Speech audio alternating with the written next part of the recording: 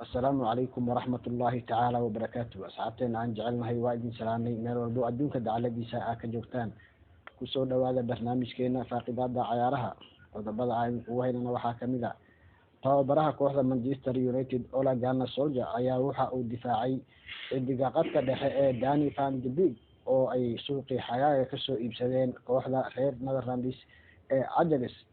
Ciyaaryahan Danny van de Beek ayaa xagaagii suuqan waxa uu ugu soo wareegay kooxda Manchester United lacag dhan 39 milyan. hase yeeshee ciyaaryahanka ayaa ilaa haatan hal kulan ku soo bilaabin dhammaan tartamaha horyaalka ay dheereen kooxda Manchester United. kulankii hadda ugu dambeeyay ee Champions League iyo kulankii kooxda Chelsea ayaa labadaba waxa uu binji markale ku soo bilowday ciyaaryahan Danny van de Beek. hase yeeshee waxaa baraha bulshada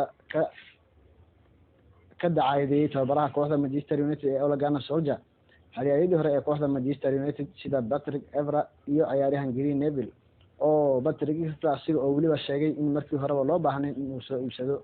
hase yeeshee macalinka kooxda Manchester United Ole Gunnar Solskjaer ayaa sheegay in aysan qasab ahayn inuu kulan walba ku soo bilowdo.